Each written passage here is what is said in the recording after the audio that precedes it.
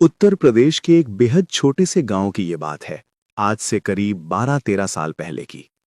उस वक्त गांवों में जिंदगी वैसी नहीं थी जैसी आज दिखाई देती है। आज हर घर में पक्का बाथरूम, टॉयलेट, पानी की लाइन, सब कुछ होता है। लेकिन उस समय, खासकर छोटे गांवों में, ये सुविधाएं आम नहीं थीं। लोगों को सुबह या रात में खेतों की तरफ जाना ही पड़ता था। ये कोई अजीब बात नहीं थी, बल्कि गांव की रोजमर्रा की जिंदगी का हिस्सा थी। इसी गांव में एक साधारण लेकिन खुशहाल सा परिवार रहता था। घर बड़ा नहीं था, लेकिन माहौल सुकून भरा था। इसी घर में रहती थी कविता। कविता उस वक्त ज्यादा बड़ी नहीं थी, लगभग 12 या 13 साल की। सीधी साधी, समझदार और अपनी उम्र से थोड़ा ज्यादा गंभीर। एक दिन दोपहर के समय कविता की मां के फोन की घंटी बजती है। दूसरी तरफ उसकी मौसी थी। मौसी की आवाज कुछ बुझी बुझी सी थी। उन्होंने कहा, पता नहीं क्यों मन बहुत भारी लग रहा है। कहीं घूमने का मन कर रहा है। सोच रही हूं कुछ दिन तुम्हारे पास आ जाऊं। कविता की मां तुरंत बोली, अरे दीदी, इसमें सोचने की क्या बात है, आ जाओ, घर में रौनक भी हो जाएगी। बस फिर क्या था। मौसी अपनी बेटी नीलम को लेकर कुछ ही दिनों में गांव आ पहुंची। नीलम भी कविता की ही उम्र की थी। दोनों पहले से एक दूसरे को जानती थीं, लेकिन अब साथ रहने का मौका मिला तो जैसे सखियां बन गई। गांव की जिंदगी बड़ी सादगी से चल रही थी। सुबह उठना, खेत की तरफ जाना, फिर घर के कामों में लग जाना, शाम को आंगन में बैठकर बातें करना, रात को खाना खाकर सो जाना। 4-5 दिन ऐसे ही बीत गए। फिर अचानक नीलम की तबीयत खराब होने लगी। शुरुआत में किसी ने ज्यादा ध्यान नहीं दिया, सोचा मौसम का असर होगा, लेकिन हालत धीरे धीरे बिगड़ती चली गई। डॉक्टर को दिखाया गया, दवाइयां शुरू हुईं और दवाइयों का असर ऐसा हुआ कि नीलम का पेट पूरी तरह खराब हो गया। दिन में तो किसी तरह संभल जाता, लेकिन रात आते ही हालत ज्यादा बिगड़ जाती। बार बार फ्रेश होने जाना पड़ता।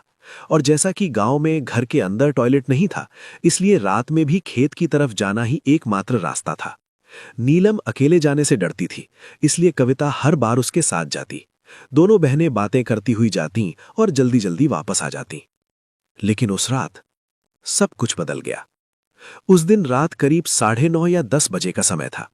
नीलम काफी देर से खुद को रोकने की कोशिश कर रही थी। बार बार करवट बदल रही थी। चेहरे पर परेशानी साफ दिख रही थी। कविता ने देख लिया। उसने धीरे से पूछा, नीलम, ठीक है ना? कहीं जाना है क्या?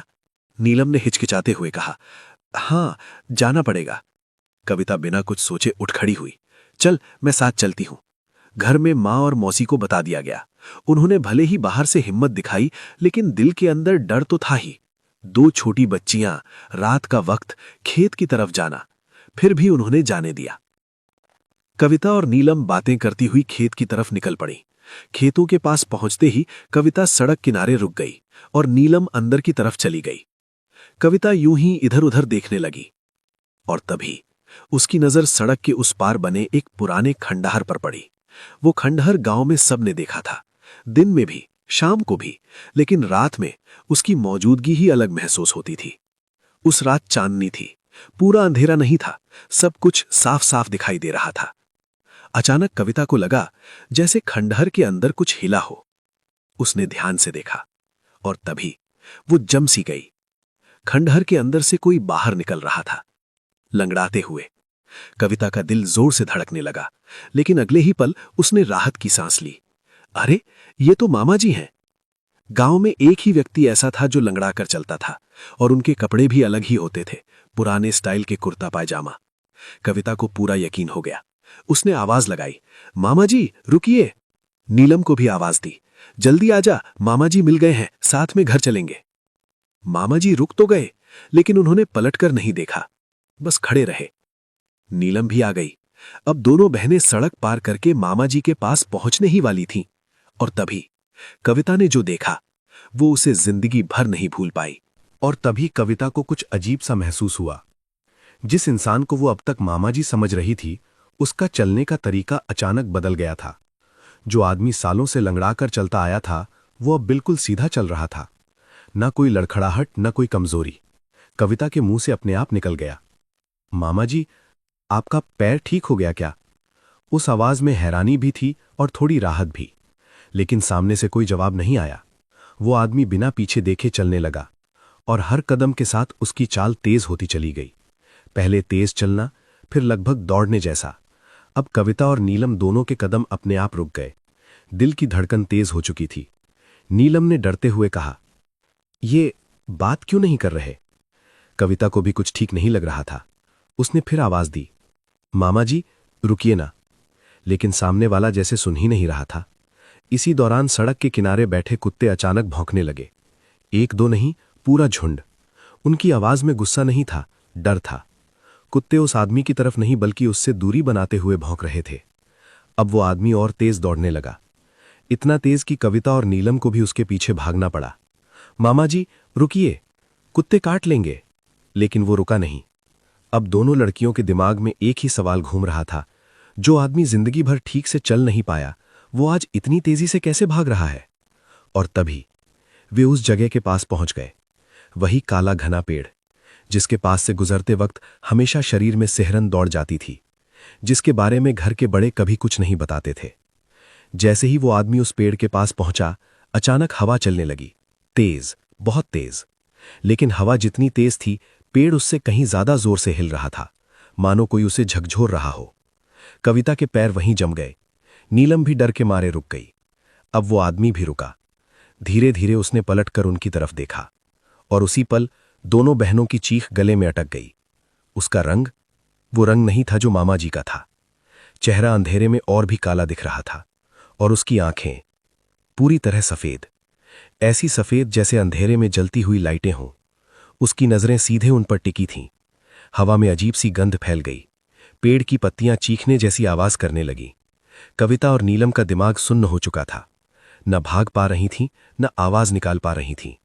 तभी उस चीज ने एक अजीब सी चीख मारी। वो चीख इंसानी नहीं थी। उसमें दर्द नहीं, गुस्सा नहीं, कुछ और ही था।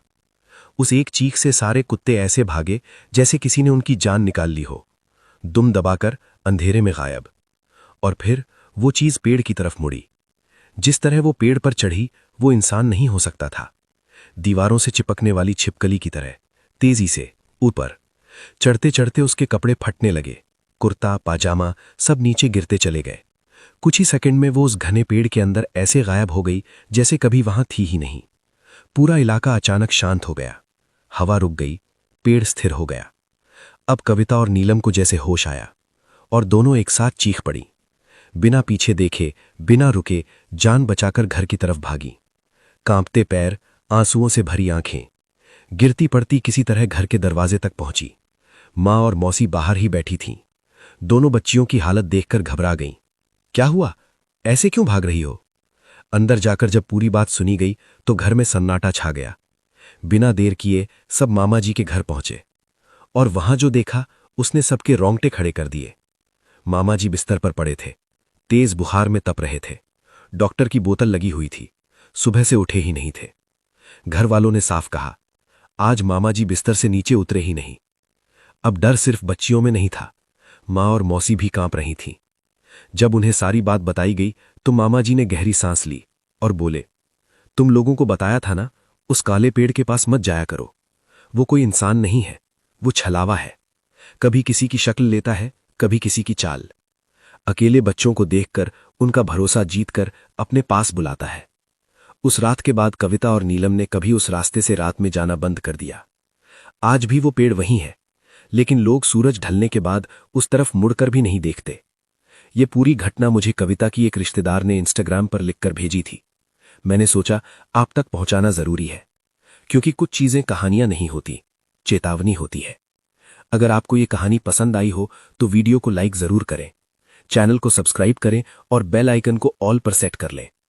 अगर आपके साथ भी कोई सच्ची घटना घटी है तो इंस्टाग्राम पर मुझे जरूर लिखें। डिस्क्रिप्शन में इंस्टाग्राम और वेबसाइट की लिंक मिल जाएगी। कल फिर मिलेंगे एक और सच्ची कहानी के साथ। तब तक के लिए धन्यवाद। अपना और अपनों का ख्याल रखें।